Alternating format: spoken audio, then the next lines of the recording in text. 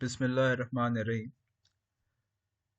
आज का जो हमारा लेक्चर होगा वो फोकस करेगा कि अगर हमें ट्रायल बैलेंस दिया हुआ हो या हमें लेजर के बैलेंसेस दिए गए हों तो हम उसकी बेसिस पे किस तरह से बैलेंस शीट और इनकम स्टेटमेंट को कंस्ट्रक्ट कर सकते हैं। डेफिनेटली बहुत सारे क्वेश्चन ऐसे होते हैं जिसके अंदर एडजस्टमेंट एंट्रीज भी होती हैं। ट्रायल बैलेंस जो दिया होता है या जो लेजर के बैलेंसेस दिए होते हैं वो एडजस्टमेंट से पहले का दिया होता है, तो कुछ एडजस्टमेंट एंट्रीज होती हैं जो रिक्वायर्ड होती हैं, आप पास करें और फिर ही बैलेंस शीट बन सकती है। जब आपकी एक्सपर्टीज बढ़ जाएगी और आपके क्वेश्चन में सिर्फ और सिर्फ बैलेंस शीट और इनकम स्टेटमेंट की रिक्वायरमेंट है और डायरेक्टली आपको जर्नल एंट्रीज करने को नहीं कहा, तो आप खुद उसको इतनी एक्सपर्टीज हो जाएगी कि वो शायद जर्नल एंट्री को शो किए बगैर, क्योंकि एग्जामिनेशन में शायद टाइम कम हो, तो आप डायरेक्टली उसके अंदर ऐड और लेस कर सकते हैं। आपको पता होगा कि कौन से अकाउंट डेबिट हुए होंगे और कौन से क्रेडिट हुए होंगे due to a certain journal entries. लेकिन अभी हम जब इसको सॉल्व करेंगे तो हम सबसे पहले हम जर्नल एंट्रीज पास करेंगे जो एडजस्टमेंट एंट्रीज हैं, और उसके बाद बैलेंस शीट बनाएंगे ताकि अंडरस्टैंडिंग ईजी हो जाए। ऑफ कोर्स हम कुछ न्यूमेरिकल्स भी सॉल्व करेंगे। तो सबसे पहले ये देखते हैं कि हमने जो मेजरली फाइनेंशियल स्टेटमेंट बनानी है आज के लेक्चर में वो क्या होती हैं और वो क्या इंफॉर्मेशन रिप्रेजेंट करती हैं। तो दो फाइनेंशियल स्टेटमेंट पे हमारा फोकस होगा। वन इज बैलेंस शीट, इसका एक फॉर्मेट बेसिक सा मैंने यहाँ पे बनाया हुआ है। बैलेंस शीट जो होती है ये बेसिकली शो करती है कंपनी की फाइनेंशियल पोजीशन को, और इसमें एसेट्स, लायबिलिटी और कैपिटल की डिटेल होती है। इसको टोटल को मैं यहाँ से फिलहाल रिमूव कर देता हूँ क्योंकि शायद मुझे ज़्यादा स्पेस की ज़रूरत हो फॉर्म ऑफ बैलेंस शीट, इसलिए मैं इसकी स्पेस बढ़ा रहा हूँ। ओके, उसके अलावा अकाउंटिंग इक्वेशन हमने पढ़ी हुई है पहले। अकाउंटिंग इक्वेशन क्या होती है? Assets is equal to liabilities plus owner equity या कैपिटल प्लस लायबिलिटीज। तो उसी अकाउंटिंग इक्वेशन की जो प्रैक्टिकल रिप्रेजेंटेशन है दैट इज बैलेंस शीट। तो अगर हम एक साइड पे एसेट्स को लिख दें और एक साइड पे कैपिटल और लायबिलिटीज को लिख दें तो हम ये कह सकते हैं कि it is the balance sheet. और मोस्ट और डेफिनेटली वो मैच भी करेगी, एसेट की साइड और कैपिटल एंड लायबिलिटीज की साइड इक्वल होगी, और ये हमें अकाउंटिंग इक्वेशन ने बताया हुआ है। तो आज हम डायरेक्टली न्यूमेरिकल से स्टार्ट करते हैं। खैर, उसके बाद दूसरी जो स्टेटमेंट हम बनाएंगे, अगर यहीं से मैं फॉर्मेट कॉपी कर लूँ,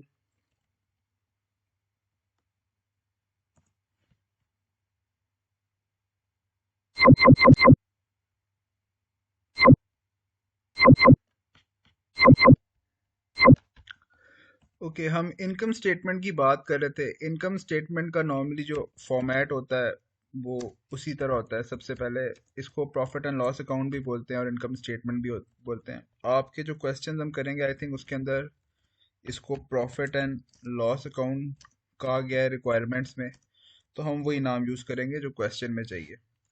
income statement of course for the year होगी या फॉर द पीरियड होगी, ये एक पर्टिकुलर डेट की नहीं होती, इसीलिए यहाँ पे लिखूंगा मैं फॉर द ईयर एंडेड। इन सारी स्टेटमेंट में टॉप पे कंपनी का नाम आता है, वो भी हम क्वेश्चन वाइज उसको देखेंगे तो वहां पे डिस्कस करेंगे। ये ऑथराइज कैपिटल हाइपोथेटिकल है, मुझे डेट करने में आसानी होगी, फिलहाल मैं इसको रिमूव कर देता हूँ क्योंकि जो भी ऑथराइज कैपिटल किसी कंपनी का क्वेश्चन में दिया गया होगा हम उसी को फॉलो करेंगे। इनकम स्टेटमेंट का जो डिटेल फॉर्मेट है कि ग्रॉस प्रॉफिट कैसे कैलकुलेट करते हैं, फिर डेफिनेटली नेट प्रॉफिट कैसे कैलकुलेट करते हैं, वो हम आगे क्वेश्चंस में देखते हैं। तो डायरेक्ट हम क्वेश्चन सॉल्व करते हैं ताकि हमारा जो कंसेप्ट है वो उसी के साथ क्लियर हो जाएगा। कुछ क्वेश्चंस देख लेते हैं। अब ये एक क्वेश्चन है मेरे पास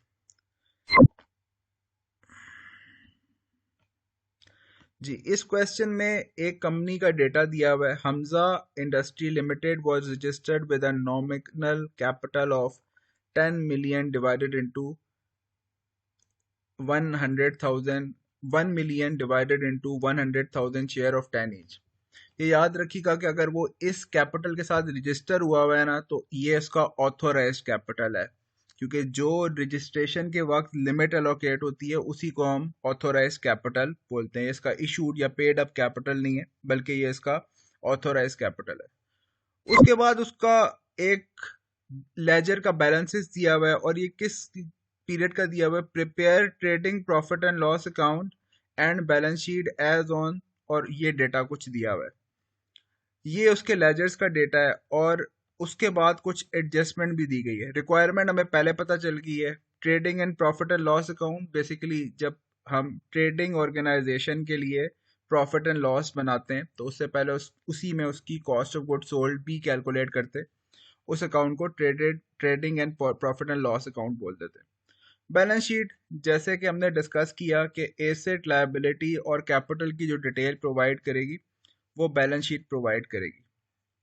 अच्छा, अब बैलेंस शीट और प्रॉफिट एंड लॉस बनाने के लिए हमें ये पता होना चाहिए कि ये जो बैलेंस है, ये जो आइटम है जिसको हम क्लासिफाई करने जा रहे हैं, ये कौन सी कैटेगरी में फॉल करता है? Is it asset, is it liability, और इज इट कैपिटल, और इज इट रेवेन्यू, और इज इट एक्सपेंस? तो हम अगर क्लासिफाई करें, आपके पास अगर पेन और पेंसिल हो तो आप अपने पास क्लासिफाई कर सकते हैं। मैं फिलहाल इसको अब सिर्फ जो है अपनी सहूलत के लिए यहाँ पे बोलता जा रहा हूँ। प्लांट एंड मशीनरी एसेट है, तो डेफिनेटली हम इसको एसेट में क्लासिफाई करेंगे। या चलें इसको हम अपने फॉर्मेट के अंदर फिट इन भी करना शुरू कर देते हैं। प्लांट एंड मशीनरी एसेट है 2,95,000 का, तो हमारे पास ये एसेट में कहीं आना चाहिए। Plant and machinery 2,95,000। अभी जो वैल्यूज में चेंज आएगी वो हम बाद में देखेंगे। डेफिनेटली इसकी जब डेप्रिसिएशन चार्ज होगी तो जब चेंज आएगा उसको भी हम देख लेंगे। फिलहाल समझने के लिए हम इसको लिखते जा रहे हैं ताकि हम इसको क्लासिफाई कर सकें। दूसरा आइटम है ऑडिटर रिम्यूनरेशन। ऑडिटर रिम्यूनरेशन वो पैसे होते हैं जो ऑडिटर को दिए गए होते हैं ऑडिट करने के लिए। ये नॉर्मली कंपनी का एक्सपेंस होता है। ये याद रखिएगा कि एसेट, कैपिटल और लायबिलिटीज ये एक कंपनी की बैलेंस शीट में आएंगे, और इनकम और एक्सपेंसेस किसी भी कंपनी के प्रॉफिट एंड लॉस में आएंगे। तो अगर मैं प्रॉफिट एंड लॉस का फॉर्मेट बना लूं, तो सबसे पहले पर्टिकुलर्स आते हैं, यानी कि यहाँ पे हेड ऑफ अकाउंट आ जाएगा। उसके बाद यहाँ पे अगर मैं देखूं तो डायरेक्टली अमाउंट आ जाएगी, और क्योंकि मुझे कुछ अमाउंट की टोटलिंग मजीद करनी चाहिए तो ये मैं दो जगह बनाऊंगा ताकि मैं क्लब करने के लिए मेरे पास इजी हो।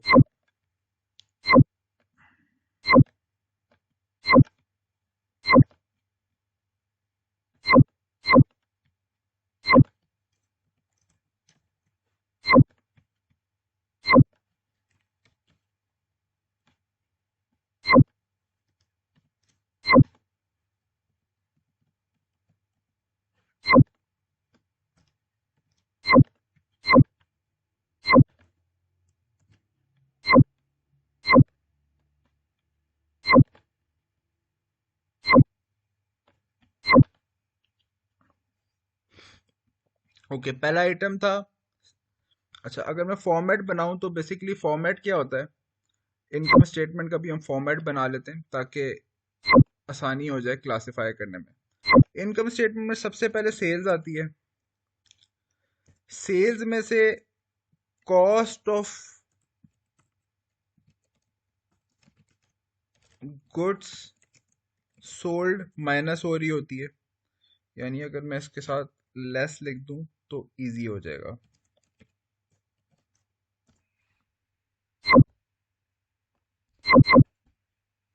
कॉस्ट ऑफ गुड सोल्ड जब माइनस होती है, यहाँ पे मैं स्पेस इसलिए छोड़ रहा हूँ क्योंकि कॉस्ट ऑफ गुड सोल्ड बनाने के लिए ओपनिंग मटेरियल को या ओपनिंग इन्वेंट्री को ऐड करना पड़ता है, परचेजेस उसमें ऐड होती है, क्लोजिंग इन्वेंट्री उसमें से माइनस हो जाती है। इस वजह से मैं इसको यहाँ पे स्पेस छोड़ रहा हूँ। एक बार जब कॉस्ट सेल्स में से cost of goods sold minus हो जाती है तो उसको हम बोलते हैं ग्रॉस प्रॉफिट। तो यहाँ पे जब हम सेल्स की फिगर दे देंगे और उसमें से कॉस्ट ऑफ गुड्स सोल्ड को माइनस कर देंगे तो इसको हम ग्रॉस प्रॉफिट बोलेंगे। उसके बाद कंपनी के जितने भी मजीद एक्सपेंसेस हैं वो इधर आ जाएंगे और इसको हम बोलते हैं, जब इसको हम एडमिनिस्ट्रेटिव एक्सपेंसेस अगर बोल दें या डायरेक्टली इसको हम एक ही वर्ड दे देते हैं, ऑपरेटिंग एक्सपेंसेस। ये जब मजीद ग्रॉस प्रॉफिट में से माइनस होंगे तो हमारे पास नेट प्रॉफिट आ जाएगा। और अगर कोई टैक्स है तो हम उस पर टैक्स कैलकुलेट करेंगे, तो इसको मैं कह देता हूँ नेट प्रॉफिट बिफोर टैक्स। और फिर हम टैक्स चार्ज करेंगे और उसको भी माइनस कर देंगे, तो इसको हम बोलेंगे नेट प्रॉफिट आफ्टर टैक्स। अच्छा, अब क्लासिफिकेशन मेरे लिए आसान हो जाएगी। हमने पहला एलिमेंट, जिन्हें इसको फिलहाल में ऑथोराइज कैपिटल को भी या इसको लिख लेते हैं। क्वेश्चन में बताया गया हुआ था इस कंपनी का ऑथोराइज कैपिटल कितना है।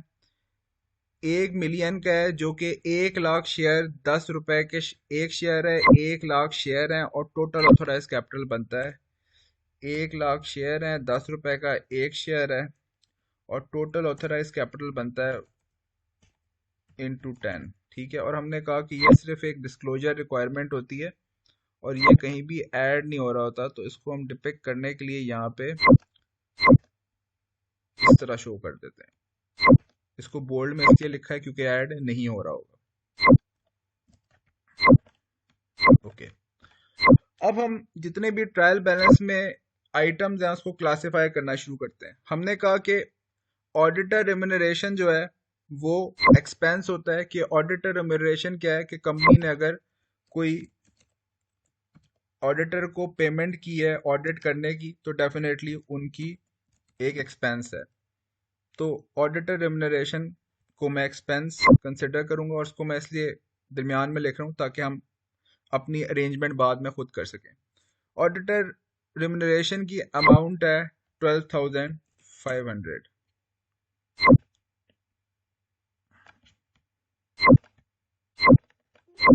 और ये एक एक्सपेंस है, ये हेडिंग है। तो जितनी भी हेडिंग्स हैं इनको मैं बोल्ड कर देता हूँ ताकि मुझे खुद आइडिया हो कि कौन सी हेडिंग्स है।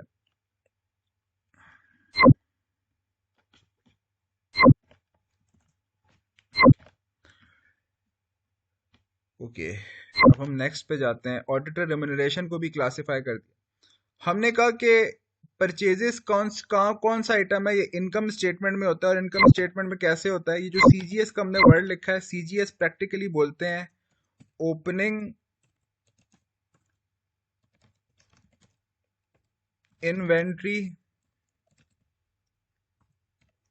इसमें ऐड करें अगर हम परचेजेस को और लेस कर दें अगर हम क्लोजिंग इन्वेंट्री को, तो इस चीज को एक्चुअली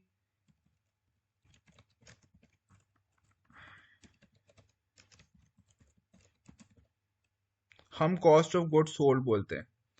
तो यहाँ पे हमने बात की कि कॉस्ट ऑफ गुड्स सोल्ड हम किसे बोलते हैं, या अगर मैं इसकी फॉर्मेटिंग थोड़ी सी चेंज करूं तो बेसिकली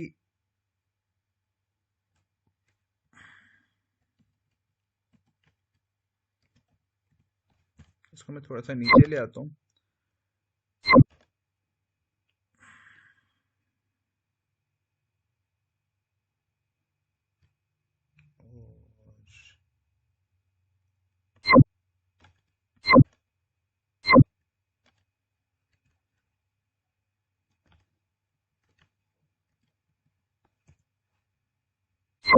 और इसके टोटल को मैं कॉस्ट ऑफ गुड्स सोल्ड बोल देता हूँ, जो प्रैक्टिकली होता भी है। हमने कहा कॉस्ट ऑफ गुड्स सोल्ड बोलते हैं किसको है, कॉस्ट ऑफ गुड्स सोल्ड बोलते हैं opening inventory plus purchases, add purchases, closing inventory, इसी को हम कॉस्ट ऑफ गुड सोल्ड बोलते हैं, जो कि इनकम स्टेटमेंट का पार्ट है। तो हमारा थर्ड आइटम है परचेजेस, और हमने कहा परचेजेस इनकम स्टेटमेंट का पार्ट होता है, और इसकी अमाउंट है 210,000 रुपीज। तो मैं यहाँ पे लिख लूंगा 210,000 रुपीज। इसी तरह फोर्थ आइटम है सेल्स। सेल्स इनकम स्टेटमेंट का पार्ट होता है, क्योंकि ये रेवेन्यू है, तो सेल्स को भी हम क्लासिफाई कर देंगे यहाँ पे, और सेल्स को मैं डायरेक्टली यहाँ पे लिख लेता हूँ 4,15,000 रुपए।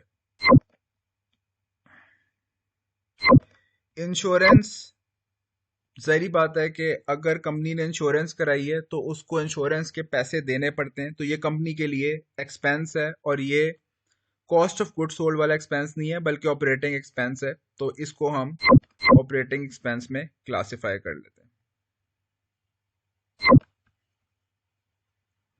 यहाँ पे मैं कहीं क्लासिफाई कर लेता हूँ, लेट से इसको यहाँ पे मैं लिख लेता हूँ इंश्योरेंस एक्सपेंस, और इसकी अमाउंट मैं यहाँ से देख लेता हूँ, दैट इज 8,000 रुपीज। नेक्स्ट जो है वो हमारा सेल्स रिटर्न है। सेल्स रिटर्न किसे कहते हैं कि अगर सेल्स होती है तो वो हमारा रेवेन्यू होता है। कंपनी ने अगर सेल्स की है, यहाँ पे मुझे ट्रायल बैलेंस से पता चल रहा है कि कंपनी ने 4,15,000 रुपए की सेल्स की हुई है। सेल्स रिटर्न का मतलब ये है कि कुछ सेल्स है जो वापस आ गई है। कंपनी कस्टमर को आपने ऑप्शन दिया था, लेट से कि 3 दिन के अंदर अगर प्रोडक्ट सही ना लगे तो आप वापस कर देगा। अब 4,00,000 रुपए, 4,15,000 रुपए की जो सेल्स थी, उसमें से जो ये अमाउंट की सेल है, सेल्स रिटर्न 15,000 रुपए की, ये बेसिकली कस्टमर ने वापस कर दी है। तो अगर कस्टमर ने मुझे प्रोडक्ट वापस कर दिया है, तो इसका मतलब अब वो मेरी सेल्स तो नहीं रही, तो इसीलिए मैं उसको सेल्स में से माइनस करूंगा, क्योंकि अब ये जो सेल्स है प्रैक्टिकली 4,15,000 की सेल्स नहीं है, 15,000 के ऐसे गुड्स हैं जो कस्टमर ने हमें वापस कर दिए हैं, तो हम उसको अपनी सेल्स में से लेस कर देंगे। ठीक है, 15,000 रुपए, और ये लेस हो गई। अच्छा, यहाँ पे अगेन स्पेस के लिए मैं इसको थोड़ा सा और नीचे ड्रैग कर लूंगा। अच्छा, सेल्स में से जब सेल्स रिटर्न माइनस हो जाए तो हम इसको बोलते हैं नेट सेल्स, के अब एक्चुअली जो सेल्स हमारी बनती हैं टोटल, वो इतनी बनती हैं, जिसको हम नेट सेल्स बोलते हैं, कि टोटल सेल्स जितनी हुई थी उसमें से जितने गुड्स वापस आ गए हमने माइनस कर दिए, तो प्रैक्टिकली हमारी जो सेल हुई हुई है वो 4 लाख की हुई हुई है। ठीक है, सेल्स क्वेश्चन में दी हुई थी 4,15,000 की, उसमें से 15,000 के गुड्स रिटर्न हो गए, तो हमने सेल्स में से माइनस कर दिए, और हम इसको टोटल कर लेंगे। और जब भी टोटल करते हैं तो इस तरह का एक साइन यूज करते हैं, ये हमें बताता है कि ये टोटल हुआ हुआ है। अच्छा, उसके बाद नेक्स्ट आइटम को अगेन हम क्लासिफाई करते हैं। नेक्स्ट है परचेज रिटर्न। अच्छा, परचेज रिटर्न किसे बोलते हैं, इसको भी फिर मुझे नीचे थोड़ा सा ड्रैग करना पड़ेगा स्पेस बनाने के लिए।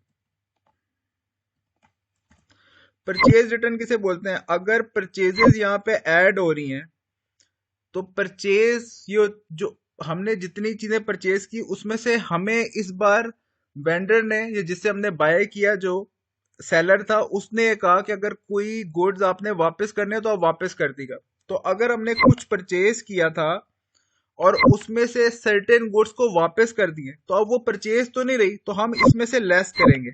तो परचेज अगर ऐड हो रही है तो हम परचेज रिटर्न को बेसिकली यहां से लेस कर लेंगे, क्योंकि अब ये परचेज का पार्ट नहीं रही, हमने जो चीज परचेज की थी उसमें से कुछ गुड्स वापस कर दिए।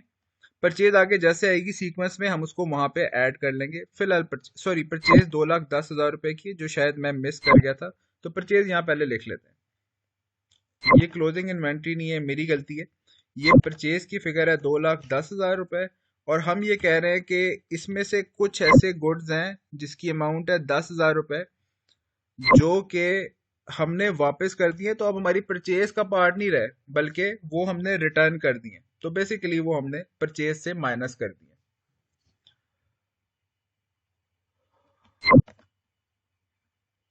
उसके बाद एक बार मैं अमाउंट टैली कर लूँ, 295,000 की थी मशीनरी की, हमने 2095 ही लिखा हुआ है। 12,500 रुपये ऑडिटर का रिम्यूनरेशन था, ओके।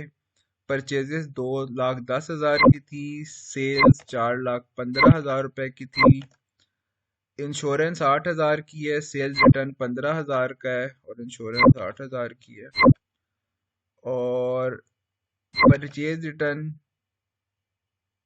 10,000 का है और वो भी हमने यहाँ पे लिख दिया। और अभी तक हमने जितना डेटा फॉरवर्ड किया वो बिल्कुल ठीक है। सैलरीज भी कंपनी के एक्सपेंस होती हैं। हम जानते हैं कि कंपनी अगर किसी को सैलरी दे रही है तो वो एक्सपेंस ही है और वो भी ऑपरेटिंग एक्सपेंस में आ जाएगा। सैलरीज कंपनी का ऑपरेटिंग एक्सपेंस है 34,000 रुपीज। अच्छा, उसके बाद कैश का बैलेंस हो या बैंक का बैलेंस हो, ये दोनों कंपनी के एसेट होते हैं। तो कैश इन हैंड और कैश एट बैंक, और ये सबसे लिक्विड एसेट होते हैं, तो उसको हम थोड़ा नीचे लिखेंगे। हमने कहा कि कैश एट बैंक और कैश इन हैंड ये कंपनी का एसेट होते हैं। कैश इन हैंड जो है वो हमारा 7,000 का है और 15,000 बैंक में है। तो बैंक में हम मेंशन कर देंगे कि 15,000 है और कैश इन हैंड 7,000 का है।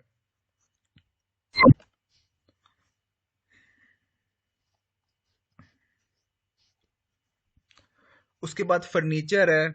हम ये भी जानते हैं कि फर्नीचर किसी भी ऑर्गेनाइजेशन का एसेट होता है, तो फर्नीचर को हम एसेट में लिख लेंगे और अमाउंट हमारे पास आ जाएगी 47,000। ओके,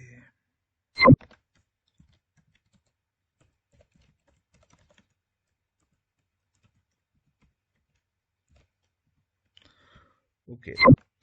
अच्छा, सन्ड्री क्रेडिटर वो लोग होते हैं जिनको नॉर्मल कोर्स ऑफ बिजनेस में कंपनी ने पैसे देने होते हैं। तो जिन लोगों को पैसे देने हैं वो हमारी लायबिलिटी होती हैं, तो इसीलिए हम यहाँ पे सन्ड्री क्रेडिटर को लायबिलिटी के अंदर क्लासिफाई करेंगे। और ये अमाउंट एग्जैक्टली वो है जो क्वेश्चन में लिखी। इसी तरह सन्ड्री डेटर वो होते हैं जिन लोगों को नॉर्मल कोर्स ऑफ बिजनेस में जिन लोगों से कंपनी ने पैसे लेने हैं, तो जिन लोगों से पैसे लेने हैं उनसे कैश रिसीव करना एक्सपेक्टेड है और इसलिए वो हमारे एसेट हैं। और अमाउंट कितनी है? 2,05,000 रुपए की। तो डेटर सन्ड्री डेटर जो है वो मैं एसेट साइड पे लिख लूंगा 2,00,000 और 5,000।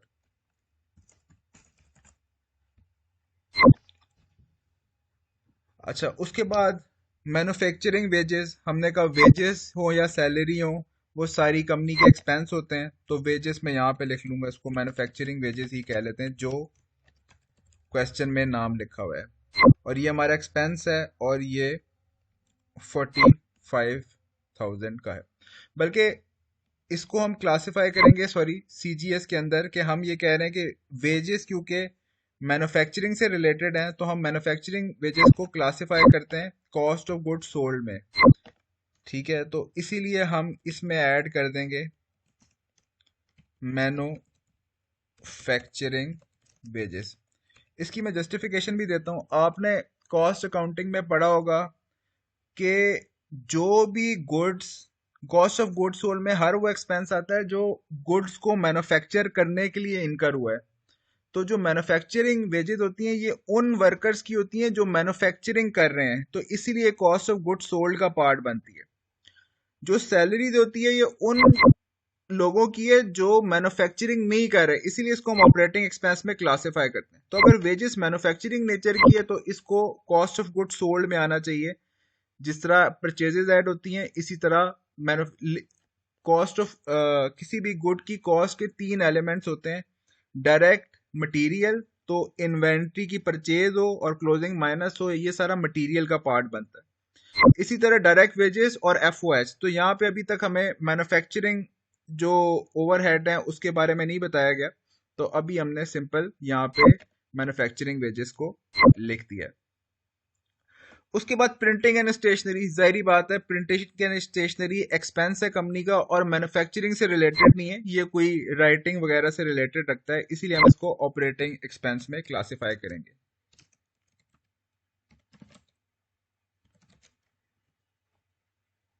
और इसकी अमाउंट है 5000।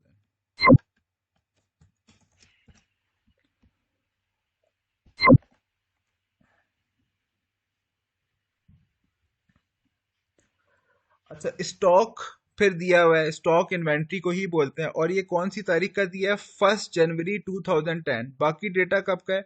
31 दिसंबर 2010। तो मैं ये कह सकता हूँ ये ओपनिंग इन्वेंट्री है, ये क्लोजिंग नहीं है बल्कि ओपनिंग इन्वेंट्री है। और इसकी अमाउंट है 60,000, तो हम यहाँ पे ऐड कर देंगे 60,000, जो जहाँ पे फॉर्मेट में फिट इन हो रही है। अच्छा, वेजेस की हमने अमाउंट शायद नहीं लिखी, 75,000 वो अमाउंट लिखना मैं भूल गया था। ये अमाउंट है वेजेस की 75,000। अच्छा, प्रिंटिंग एंड स्टेशनरी की अमाउंट हमने लिख दी है 5,000। अच्छा जी, बैड डेट एक्सपेंस होते हैं। बैड डेट का मतलब ये है कि ये वो डेटर्स हैं जिन्होंने पैसे नहीं दिए, तो डेफिनेटली कंपनी का अब एक्सपेंस है, क्योंकि इनसे अब पैसे तो नहीं मिल रहे। तो बैड डेट एक्सपेंस होता है, और इसको हम डेबिट साइड अपने एक्सपेंसेस में शो कर देंगे। इसी तरह लीगल चार्जेस हैं, ये भी एक्सपेंसेस हैं, कि हमने लॉयर को कोई फीस दी है तो लीगल चार्जेस भी डेफिनेटली एक्सपेंसेस हैं। तो ये फीस भी हमारा एक्सपेंस है। अच्छा, अब गुडविल क्या होती है? अगर गुडविल कंपनी का एसेट है, एसेट इसलिए कि कंपनी की अगर कोई रेप्यूटेशन है तो उसका कंपनी को सेल्स और सब में फायदा हो रहा है, वो कंपनी का एक एसेट है। जब कंपनी सेल होगी तो उसके जो एसेट्स होंगे उससे ज्यादा पैसे उसे मिलेंगे, क्योंकि उसके अंदर एक गुडविल का भी एलिमेंट है जो कि बायर परचेज करता है। तो गुडविल एक एसेट होता है जो इंटेंजिबल एसेट है, और 60,000 का एसेट है, तो गुडविल को भी मैं एसेट्स में क्लासिफाई कर दूंगा।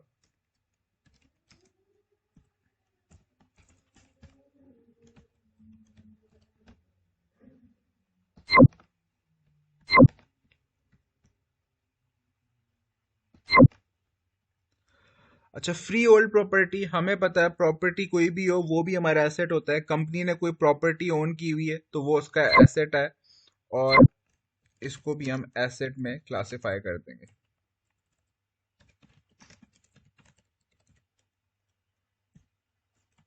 और इसकी अमाउंट थी 180,000।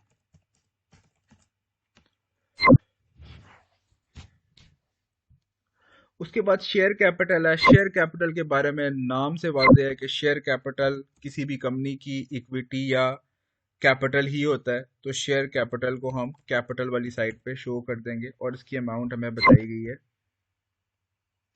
4 लाख रुपए। ओके। अच्छा, डिबेंचर जो होते हैं ये कंपनी की लायबिलिटी होती है। डिबेंचर होता क्या है कि कंपनी जनरल पब्लिक को कहती है कि आप हमारा एक सर्टिफिकेट ले लें, उसके बदला में पैसे दे दें और हम उस पर इंटरेस्ट देंगे, जैसे कि लोन में होता है कि कंपनी अगर किसी से लोन ले ले तो उसके अगेन इंटरेस्ट देना पड़ता है, और उसके बाद एक टाइम डिसाइड होता है कि लेट से 5 साल बाद 10 साल बाद हम आपके पैसे वापस कर देंगे। तो डिबेंचर का भी फेनोमेना यही होता है, ये लॉन्ग टर्म लोन होता है। तो डिबेंचर लॉन्ग टर्म लायबिलिटी है, इसीलिए डिबेंचर को भी मैं इसको 6% डिबेंचर का हुआ है। 6% इसको इसलिए बोलते हैं कि इस डिबेंचर पे जो इंटरेस्ट पेबल है वो 6% के हिसाब से होगा, इसीलिए इसको 6% डिबेंचर कहा गया।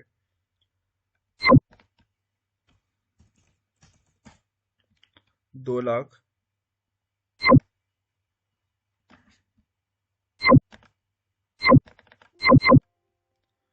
ओके। बिल रिसीवेबल, नाम से वाज़ेह है कि हमने किसी से पैसे लेने हैं, इसको बिल रिसीवेबल बोलते हैं। तो अगेन हम एसेट में क्लासिफाई करेंगे यहाँ पे बिल रिसीवेबल्स, और इसकी अमाउंट है 57,500।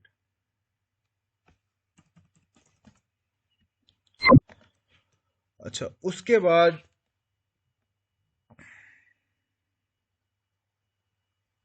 डिबेंचर इंटरेस्ट है। अब ये डिबेंचर नहीं है, बल्कि ये डिबेंचर पे जो कंपनी इंटरेस्ट पे कर रही है वो है। आप देख लें, 2 लाख के डिबेंचर हैं, 6% इंटरेस्ट पेएबल है। तो ऐसा लगता है कि पूरे साल डिबेंचर, मतलब पिछले सालों से इशू हुआ है, तो 6% के हिसाब से अब कंपनी ने डिबेंचर जिनको दिया हुआ है उनको इंटरेस्ट भी पे करना है। तो 12,000 रुपये कंपनी ने इंटरेस्ट पे किया है, तो इंटरेस्ट जो होता है वो आपका ऑपरेटिंग एक्सपेंस होता है। तो इंटरेस्ट एक्सपेंस इसका मैं नाम कह लेता हूँ।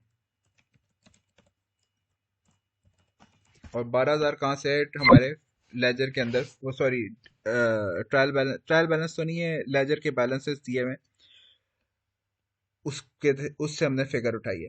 प्रीलिमिनरी एक्सपेंस कौन से होते हैं? जो कंपनी को इनकॉर्पोरेट करते हुए एक्सपेंसेस होते हैं। ये एक्सपेंसेस इनिशियली कैपिटलाइज होते हैं, एसेट में शो होते हैं, और फिर इसको कंपनी डिसाइड करती है कि 3 सालों में या 5 सालों में Aahista Aahista profit and loss में चार्ज करेंगे, जैसे नॉर्मली होता है डेप्रिसिएशन के केस में। तो प्रीलिमिनरी एक्सपेंसेस इनिशियली जो होते हैं वो एसेट्स में क्लासिफाई होते हैं, तो इसको हम एसेट में क्लासिफाई कर देंगे।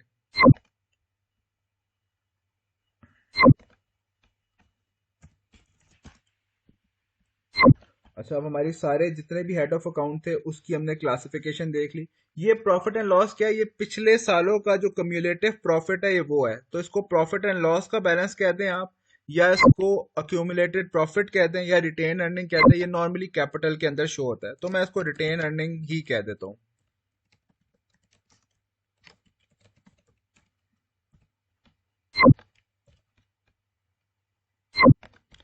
और इसकी अमाउंट है 30,000। ओके। अब क्योंकि कोई गलती ना हो, तो एक बार जस्ट मैं बैलेंसेस चेक कर लेता हूँ कि मैंने पोस्टिंग ठीक की हुई है। Plant and machinery 295,000। ओके, यहाँ पे हो गया। मैं बोल्ड करता जाता हूँ ताकि मुझे खुद आइडिया हो कि चीज़ें ठीक रखी हुई हैं। Auditor remuneration 12,500, purchases 2,10,000। Okay. Sales 4,15,000, insurance 8,000। Sales 4,15,000, insurance 8,000। Okay. Sales return 15,000, purchase return 10,000। ये जी, sales return 15,000, purchase return 10,000। Salaries 34,000, cash in hand 7,000। Salaries 34,000, cash in hand 7,000, cash at bank 15,000। 47,000 का फर्नीचर है। सन्ड्री डेटर 255,000 के हैं। Sundry creditor 255,000 के हैं। 47,000 का furniture है।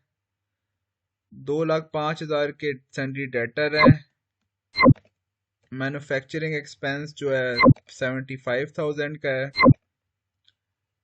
प्रिंटिंग एंड स्टेशनरी 5,000 की है। ओपनिंग स्टॉक जो है वो 60,000 का है। बैड डेट 2,000 के हैं। लीगल एक्सपेंस 1,000 का है। ओके। गुडविल 60,000 की। फ्री होल्ड प्रॉपर्टी 180,000 की।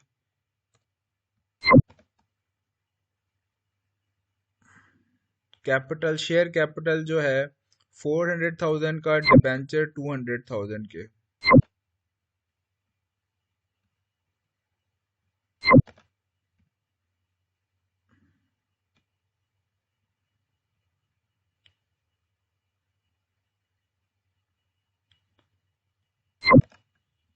डिबेंचर कैपिटल 400,000 का, और डिबेंचर 200,000 के।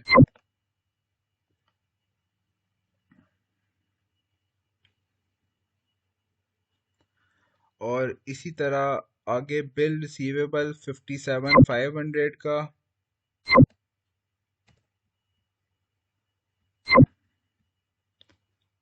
डिबेंचर पे इंटरेस्ट 12,000 का। प्रीलिमिनरी एक्सपेंस 9,000 के। ओके। और एंड में रिटेन अर्निंग 30,000 की। तो इसका मतलब कि हमने जो ट्रायल बैलेंस से पोस्टिंग की है वो तकरीबन ठीक की है। अब क्वेश्चन के अंदर गलती होने के चांसेस मिनिमम हो जाते हैं जब आप एक बार इसको क्वेश्चन में चेक कर लें।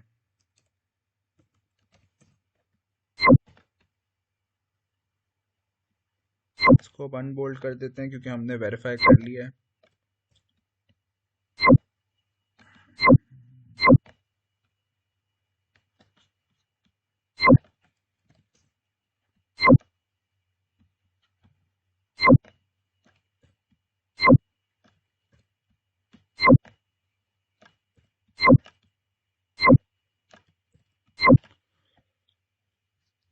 ओके, अच्छा अब हम आते हैं एडजस्टमेंट्स की तरफ। टोटल 5-6 एडजस्टमेंट है, हम देख लेते हैं। उसने कहा पहली एडजस्टमेंट क्या है कि मशीनरी को डेप्रिशिएट करना है, प्लांट एंड मशीनरी को 10% पे और फर्नीचर को 5% पे। तो डेप्रिसिएशन की जो एंट्री होती है वो नॉर्मली क्या होती है, डेप्रिसिएशन एक्सपेंस डेबिट, और जो भी एसेट जिसको डेप्रिशिएट कर रहे हैं उसको क्रेडिट कर देते हैं। तो प्लांट एंड मशीनरी की पहली डेप्रिसिएशन चार्ज करेंगे, और ये कितनी है, इसकी परसेंटेज क्वेश्चन में दी गई है, परसेंटेज इसकी है 10%। तो अगर प्लांट एंड मशीनरी 295,000 का है तो इसका 10% बनता होगा 29,500। डायरेक्टली परसेंटेज अप्लाई करके देख लेते हैं, ये है, इसको मल्टीप्लाई कर देते हैं 10% से, तो ये हमारी डेप्रिसिएशन बन जाती है। इसी तरह सेम एंट्री बनती है जब हम डेप्रिसिएशन चार्ज करेंगे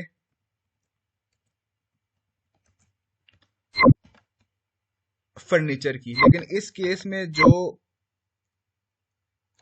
एसेट क्रेडिट होगा वो फर्नीचर होगा, क्योंकि इस बार हम फर्नीचर को डेप्रिशिएट कर रहे हैं। तो फर्नीचर की डेप्रिसिएशन 5% थी, हमें क्वेश्चन में बताया गया है, तो इसका 5% चार्ज कर देते हैं, मल्टीप्लाई बाय 5%, तो ये 2350 बनते होंगे, या आप कैलकुलेटर से भी चेक करें तो यही आंसर बनता होगा।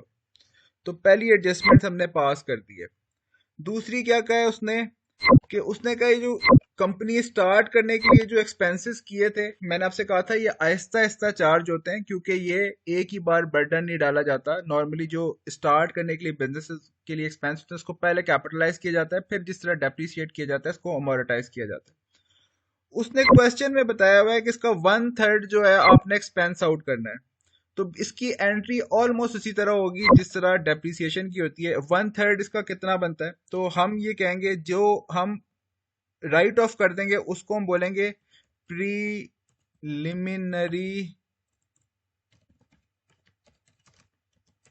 Expenses return of. ये वो पोर्शन है जो हम राइट ऑफ कर रहे हैं, और कितना राइट ऑफ कर रहे हैं, 1/3।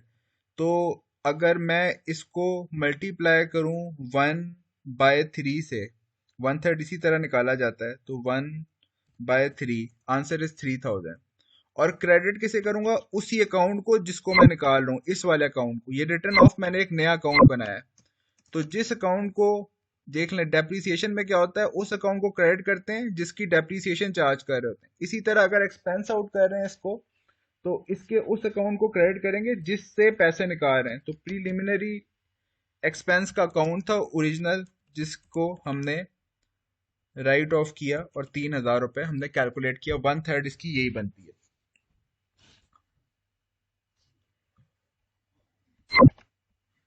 उसके बाद उसने कहा कि डिविडेंड जो है 5% पेएबल है। 5% डिविडेंड किस अमाउंट का पेएबल होता है, जो उसका शेयर कैपिटल होता है। तो अगर शेयर कैपिटल का 5% डिविडेंड पेएबल है, तो डिविडेंड पेएबल की जो बेसिकली एंट्री होती है, डिविडेंड होता क्या है, जो प्रॉफिट डिस्ट्रीब्यूट हो जाता है शेयर होल्डर में, उसको बेसिकली डिविडेंड बोलते हैं। तो अगर प्रॉफिट डिस्ट्रीब्यूट हो जाएगा तो फिर वो रिटेन अर्निंग में तो नहीं रहेगा, फिर तो वो डिस्ट्रीब्यूट हो जाएगा। इसीलिए इसकी एंट्री के अंदर रिटेन अर्निंग को डेबिट करते हैं, क्योंकि कैपिटल की जनरल जो बैलेंस होता है वो क्रेडिट साइड पे होता है। तो इसीलिए जितना बेसिकली डिविडेंड दिया जाता है, उस अमाउंट से रिटेन अर्निंग को डेबिट कर दिया जाता है और क्रेडिट कर दिया जाता है इनिशियली डिविडेंड पेएबल को। अमाउंट क्या है? 5% जो उसने क्वेश्चन में बताई है। तो 5% जो क्वेश्चन में बताई गई है वो सिंपल शेयर कैपिटल का आप 5% निकाल लें इंटू 5%, जो कि आपकी अमाउंट बनती है 20,000 रुपए। तो 20,000 रुपए से रिटेन अर्निंग डेबिट हो जाएगी, डिविडेंड पेएबल क्रेडिट हो जाएगा और इसकी एंट्री हमने कर दी है।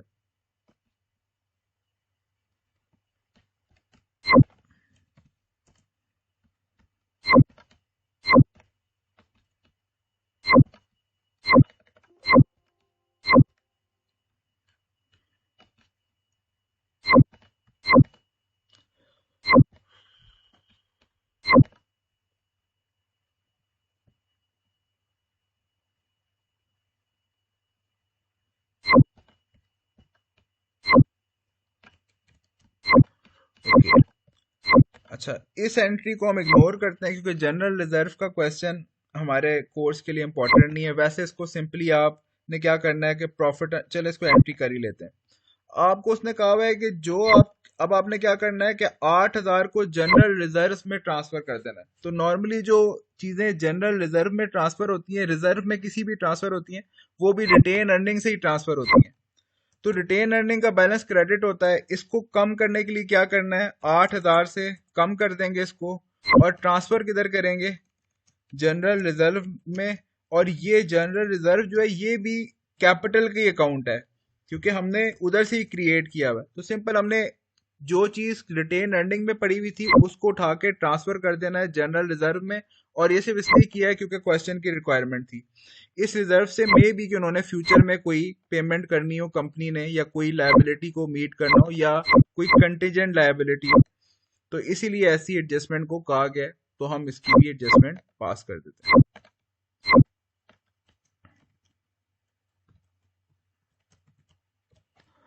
ओके, उसके बाद उसने कहा है कि इनकम टैक्स की जो प्रोविजन बनानी है, जो टैक्स आप पे पेएबल होगा वो है आपका 20,000। तो बेसिकली इनकम टैक्स की प्रोविजन कैसे बनाते हैं? इनकम टैक्स एक्सपेंस चार्ज करते हैं। अमाउंट उसने क्लियरली आपको बताई हुई है कि इस साल का इनकम टैक्स कितना है, 20,000 है। तो इनकम टैक्स हमारा एक्सपेंस होता है। और क्योंकि अभी हमने पे नहीं किया, इसको फ्यूचर में पे करना है, तो हमारी लायबिलिटी होती है। और लायबिलिटी को हम इनकम टैक्स के केस में प्रोविजन फॉर इनकम टैक्स बोलते हैं। तो it is are liability.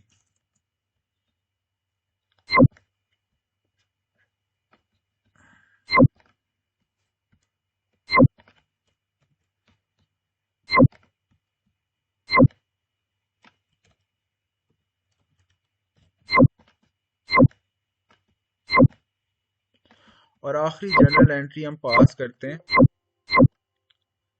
Closing stock की। क्लोजिंग स्टॉक क्या का मतलब क्या है कि हमने यहाँ पे आप देख सकते हैं कि हमने ज्यूम किया है कि जो हमारे पास इनिशियल इन्वेंट्री ओपनिंग पड़ी हुई थी उसमें से जो परचेज हुआ सारा का सारा हमने यूज कर लिया मैन्युफैक्चरिंग में, इसलिए वो सीजीएस को चार्ज हुई हुई थी। ये बेसिकली सीजीएस हम कैलकुलेट कर रहे हैं यहाँ पे। क्लोजिंग इन्वेंट्री वो ये बता रहा है कि इसमें से कुछ स्टॉक है जो कि मैन्युफैक्चरिंग में नहीं गया बल्कि अभी भी कंपनी के पास पड़ा हुआ है। अगर कंपनी के पास पड़ा हुआ है तो हम नॉर्मली फिर सीजीएस में से उसको माइनस करते हैं। कॉस्ट ऑफ गुड्स सोल्ड हमारा एक्सपेंस है, तो हम बेसिकली उसको ट्रांसफर करते हैं एसेट में। अगर वो गुड सेल ही नहीं हुए तो इसका मतलब कि अभी तो हमारे एसेट में पड़े हुए हैं। तो क्लोजिंग स्टॉक को हम एसेट में लेके जाते हैं और इसको हम बोलते हैं क्लोजिंग इन्वेंट्री। और अमाउंट इसकी क्वेश्चन में दी गई है और ये है 1,00,000 रुपए। और सीजीएस को हम क्रेडिट कर देंगे क्योंकि अब ये सीजीएस का पार्ट नहीं बनेगी।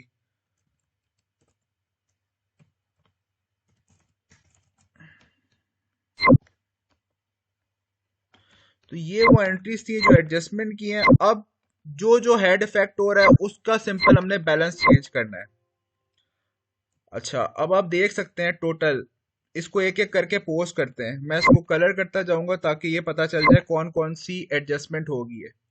टोटल डेप्रिसिएशन जो चार्ज हुई हुई है 29,500 डेप्रिसिएशन थी प्लांट एंड मशीनरी पे, और 2350 जो डेप्रिसिएशन थी वो थी फर्नीचर पे। तो टोटल डेप्रिसिएशन एक्सपेंस हुआ है हमारा 31,850। इन दोनों को प्लस करके देख लीजिएगा।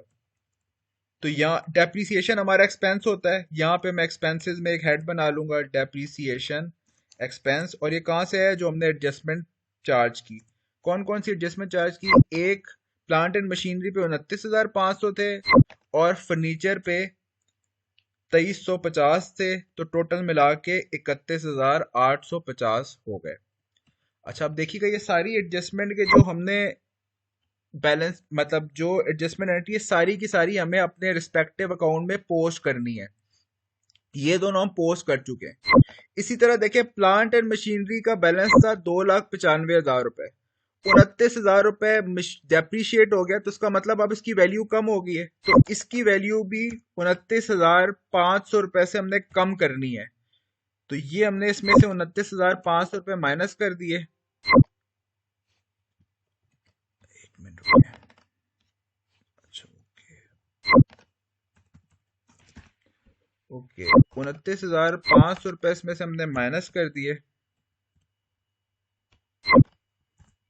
और ये रह गए 265,500, और ये भी अकाउंट हमने पोस्ट कर दिया।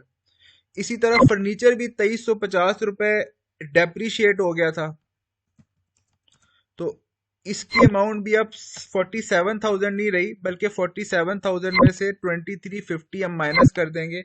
फर्नीचर की अमाउंट अब 2350 रह गई है। इसी तरह एक एक करके हर हेड पे मूव करते हैं। अच्छा, अब प्रीलिमिनरी एक्सपेंस जो 9,000 के थे उसमें से 3,000 यानी 1/3 हमने एक्सपेंस राइट ऑफ कर दिए। तो जाहिर बात है एसेट में से जो 9,000 का एसेट था उसमें से 3,000 हम कम कर देंगे, क्योंकि 3,000 तो हमने राइट ऑफ कर दिए। तो ये जो क्रेडिट एसेट का बैलेंस डेबिट था, क्रेडिट एंट्री उसके साथ एडजस्ट हुई तो माइनस हुई, तो अब ये 6,000 रह गए। ये 3,000 रुपए भी हमने इसके साथ पोस्ट कर दिए और एडजस्ट कर दिए, तो ये 3,000 होगी। अच्छा, प्रीलिमिनरी एक्सपेंस जब राइट ऑफ होते हैं तो फिर ये हमारा एक्सपेंस बन जाता है। तो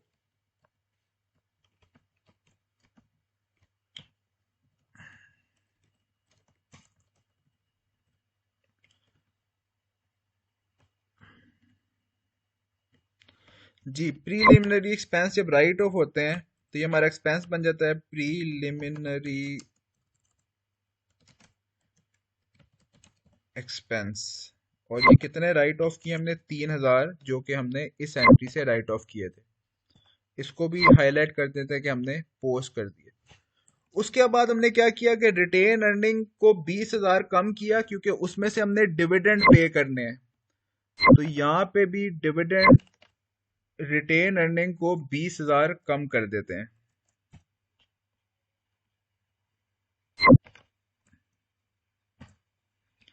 और डिविडेंड पेएबल हमारी लायबिलिटी होती है, तो यहाँ पे हम लायबिलिटी का अकाउंट मेंशन कर देते हैं अपनी लायबिलिटी साइड पे, क्योंकि अब हमने लायबिलिटी क्रिएट कर ली है।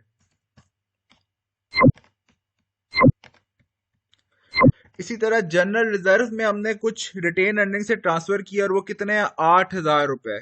तो अगेन इस 10,000 में 8,000 मजीद माइनस कर देंगे, क्योंकि अब वो रिटेन अर्निंग में नहीं रहे, बल्कि हमने जनरल रिजर्व में ट्रांसफर कर दिए।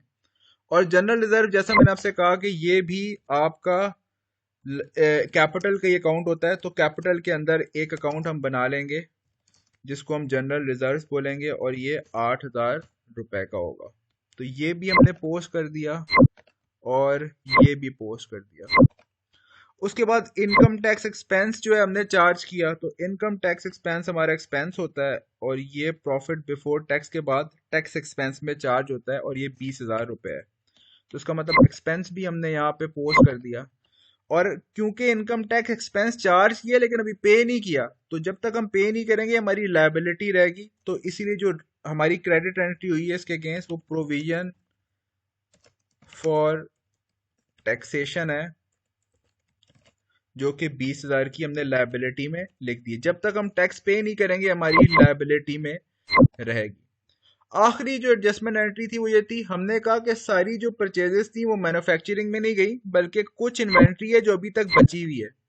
जो इन्वेंट्री बच जाती है वो हमारा एसेट होता है। तो इन्वेंट्री हम एसेट्स में लिखेंगे 1 लाख रुपए की, सॉरी, और साथ में यहाँ पे जो क्लोजिंग इन्वेंट्री हम माइनस करते होते हैं उधर हम वैल्यू पुट करेंगे 1 लाख रुपए की। अब हमारा जो बेसिकली फॉर्मेट है वो बिल्कुल कंप्लीट हो चुका है। अब सिंपली हमने इसको ऐड लेस करके कंप्लीट करना है। अच्छा, सीजीएस की अमाउंट क्या होनी चाहिए? इन सब को अगर हम सम अप कर लें तो ये हमारा सीजीएस होता है। हम सर्कल करके बताएंगे हमने किसको सम अप किया। हमने क्या किया, सीजीएस में क्या होता है, ओपनिंग इन्वेंट्री होती है, उसमें से परचेजेस ऐड होती हैं, परचेज रिटर्न माइनस होता है, कोई मैन्युफैक्चरिंग वेजेस हैं तो वो ऐड हो जाती हैं, और क्लोजिंग इन्वेंट्री माइनस हो जाती है। तो इन सबको अगर मैं सम कर लूं, और सम इसलिए कर रहा हूं क्योंकि जो चीज माइनस होनी थी उसका मैंने साइन ऑलरेडी माइनस लिखा हुआ है, तो फिर मुझे माइनस के साइन के साथ सम ही करना है। अदरवाइज मुझे मैनुअली अगर माइनस ना होता तो इसमें ये प्लस करना पड़ता, ये माइनस करना पड़ता, ये प्लस करना पड़ता और ये माइनस करना पड़ता। तो ये हमारा सीजीएस का बैलेंस आ गया। अब हमें पता है कि जब सेल्स में से सीजीएस माइनस होता है तो इसको हम ग्रॉस प्रॉफिट बोलते हैं। तो ये हमारी ग्रॉस प्रॉफिट की फिगर आ गई। जहां जब हम टोटल करेंगे वहां हम ये वाला साइन डाल देते हैं, ये हमें शो करता है कि चीजें टोटल हुई हुई हैं। अच्छा, उसके बाद जितने भी एक्सपेंसेस हैं उसको भी सम कर लेते हैं ताकि हम उसको ऑपरेटिंग एक्सपेंसेस का टोटल शो कर दें। ठीक है, अब यहाँ पे इसका टोटल शो कर देते हैं। इन सब का सम जो आता है वो आता है,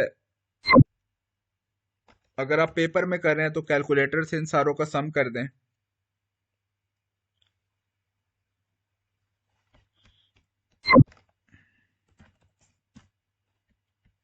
वो आता है 109350।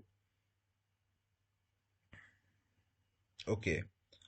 अच्छा, हमें ये भी पता है कि ग्रॉस प्रॉफिट में से ऑपरेटिंग एक्सपेंसेस को माइनस कर दें तो हमारा नेट प्रॉफिट बिफोर टैक्स आ जाता है। तो ये हमारा ग्रॉस प्रॉफिट था, इसके अंदर हमने ऑपरेटिंग एक्सपेंसेस को माइनस किया तो हमारा नेट प्रॉफिट बिफोर टैक्सेशन आ गया। और इसको भी मैं शो कर देता हूँ कि हमने सम किया हुआ है।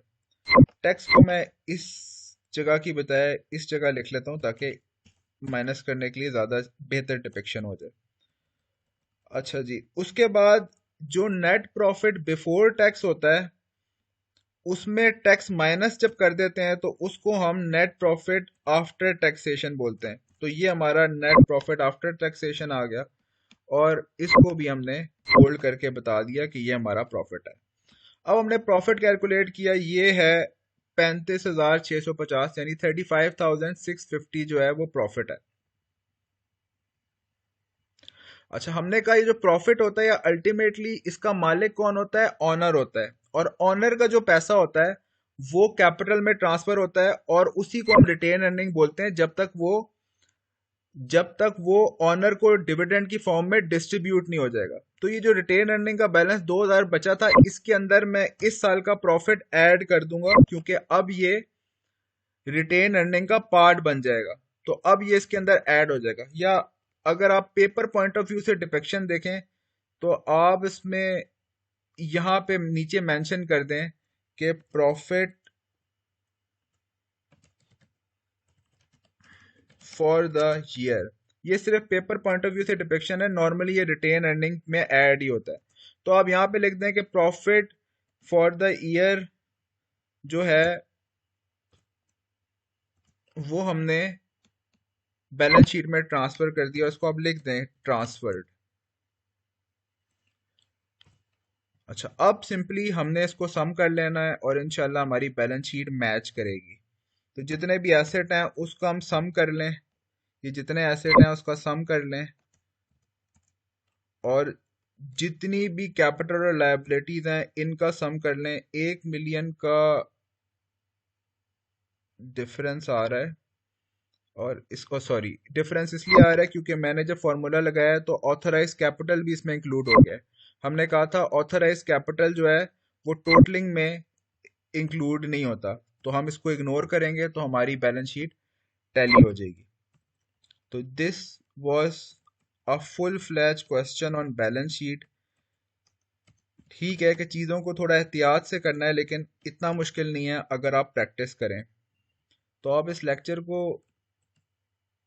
एक बार दोबारा देखिएगा और उसके बाद फिर अब मैं इसकी हाईलाइट जो है वो ख़त्म कर देता हूँ, क्योंकि मैंने सिर्फ ये देखना था कि पोस्टिंग हो गई है कि नहीं हुई।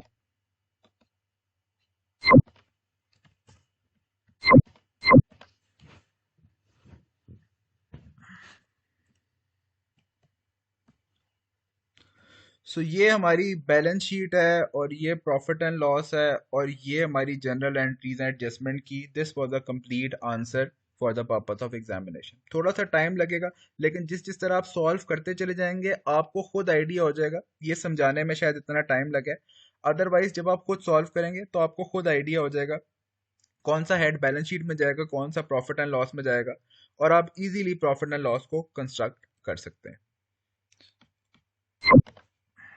ये जो क्वेश्चन था इसकी मेरे पास जो कोडिंग है वो क्वेश्चन नंबर 4 है, तो मैं अपनी एक्सेल शीट पे भी मार्क कर देता हूँ कि दिस वाज क्वेश्चन नंबर 4।